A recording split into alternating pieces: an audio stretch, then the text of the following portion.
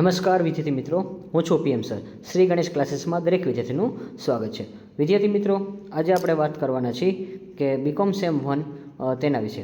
તો કાલે છે તમારા પેપર છે personality development and leadership and skill. તો વિદ્યાર્થી મિત્રો, આ જે સબ્જેક્ટ છે તે ખૂબ જ ઇઝી સબ્જેક્ટ છે. ઘણા વિદ્યાર્થી પાસે મટીરિયલ નહીં હોય, પણ હું જે ક્વેશ્ચન આપું છું એ તમે ખાસ એકવાર રીડ કરીને જજો. તેમાંથી તમારા આરામથી અમુક ક્વેશ્ચન છે એ આવી જશે એક્ઝામમાં. અને હા વિદ્યાર્થી મિત્રો, વિડીયોને મેક્સિમમ તમે શેર કરો, જેથી કરીને હજી ઘણા બધા વિદ્યાર્થી છે તો તેની પાસે કમ્પ્લીટલી માહિતી ન હોય છે, તો એને પણ અમુક પ્રકારના શ્યોર જે આઈએમપી ક્વેશ્ચન છે તે મળતા રહે. તો આ જે સબ્જેક્ટ છે એકવાર ખાસ કહું છું કે personality development and leadership skill. તો આ જે સબ્જેક્ટ છે એ ન્યૂ સબ્જેક્ટ છે અને ઘણા બધા વિદ્યાર્થીઓ પાસે મટીરિયલ નથી હોતું, પરંતુ જે ક્વેશ્ચન આપું છું એ તમે ખાસ અને રીડ કરીને જજો, જેથી કરીને તમને આ ખૂબ જ યુઝફુલ થશે. તો વિદ્યાર્થી મિત્રો, હવે બંને માધ્યમને કામમાં આવે એવી રીતે છે, પરંતુ ઇંગ્લિશ મીડિયમના માધ્યમ છે તો એની પાસે ઘણીવાર મટીરિયલ આવી જાય છે, પણ ગુજરાતીવાળા વિદ્યાર્થીઓ હશે એની પાસે ખૂબ જ ઓછો હશે.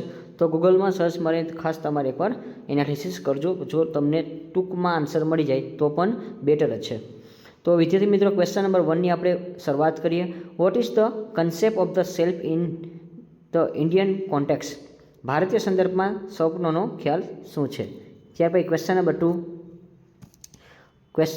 Number 2, state the importance of personality development. વ્યક્તિત્વ વિકાસનું મહત્ત્વ જણાવો. તો મહત્ત્વ શબ્દ બે વાર આવી ગયો છે વિદ્યાર્થી મિત્રો, એટલે ખાસ યાદ રાખજો. એક જ છે, ઇમ્પોર્ટન્ટ છે, અને ઘણીવાર ઇમ્પોર્ટન્ટને આપણે સિગ્નિફિકેશન કહેતા હોય છે, તો ઇંગ્લિશવાળા ખાસ નોટ ડાઉન કરજો. અને ક્વેશ્ચન નંબર 2 છે એ મોસ્ટ ઇમ્પોર્ટન્ટ છે તમારા પેપર માટે. ત્યાર પછી question number 3, discuss the factor affecting and factor responsible for the success. અસર કરતા પરિબળો અને સફળતા માટે જવાબદાર પરિબળોની ચર્ચા કરો. તો ક્વેશ્ચન નંબર 3 પણ ઇમ્પોર્ટન્ટ છે વિદ્યાર્થી મિત્રો, ખાસ તમારે એકવાર તૈયાર કરો. તો બીજો અને ત્રીજો છે એ મોસ્ટ ઇમ્પોર્ટન્ટ રહેશે. ત્યાર પછી question number 4, what is SWOT analysis? તો વિદ્યાર્થી મિત્રો, જો SWOT એનાલિસિસ પૂછાય ત્યારે એનું જે ઇમ્પોર્ટન્સ છે એટલે કે મહત્ત્વ ખાસ તમારે કરવાનું રહેશે. એટલે આમાં ઘણી બધી વસ્તુ આવશે, કેરેક્ટરિસ્ટિક્સ આવશે, ફીચર્સ, તો એ બધું તમારે ખાસ એકવાર રીડ કરી લેવું કે તમારે SWOT શું છે એના વિશે તમારે આખું વર્ગીકરણ ટૂંકમાં વર્ણવવાનું છે. તો તમને જેટલું આવડે છે એટલું કન્ટેન્ટ તમે લખી શકો છો, અને ખૂબ જ આઈએમપી ક્વેશ્ચન છે, તો ખાસ એકવાર નોટ ડાઉન કરી લેજો. ત્યાર પછી question number 5, discuss the characteristics and required to be a successful. સફળ થવા માટે જરૂરી લક્ષણોની ચર્ચા કરો. તો આ પણ અગત્યનો ક્વેશ્ચન છે, તો ખાસ તમારે એકવાર કરીને જવાનો છે. પણ આ બીજો, ત્રીજો ને ચોથો એ મોસ્ટ ઇમ્પોર્ટન્ટ ક્વેશ્ચન છે એટલા માટે.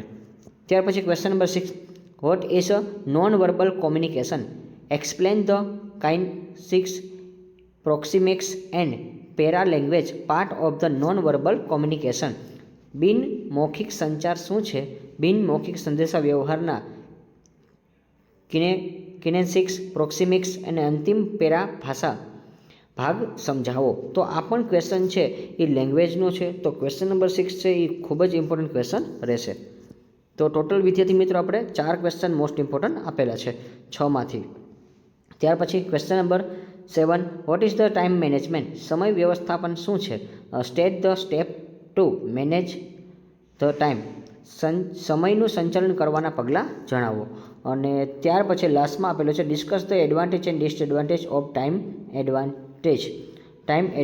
મેનેજમેન્ટ.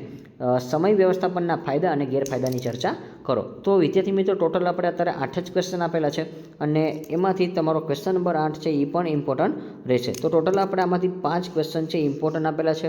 તો એકવાર ખાસ તમારે વિડીયો જોઈ લેવો, અને કયા ક્વેશ્ચનનો મોસ્ટ ઇમ્પોર્ટન્ટ બોલ્યો છે એ તમારે ખાસ પહેલાં તૈયાર કરવાના છે. બાકીના પણ તમારે તૈયાર તો કરી જ લેવાના છે, પણ એકવાર મેં જે આપેલા છે એ ખાસ તમે એકવાર કરી લેજો. અને વિદ્યાર્થી મિત્રો, વિડીયોને મેક્સિમમ શેર કરજો. અને હા, આવતીકાલના પેપર માટે દરેક વિદ્યાર્થીને બેસ્ટ ઓફ લક છે. Like this video, share this video, follow with Shri Ganesh classes.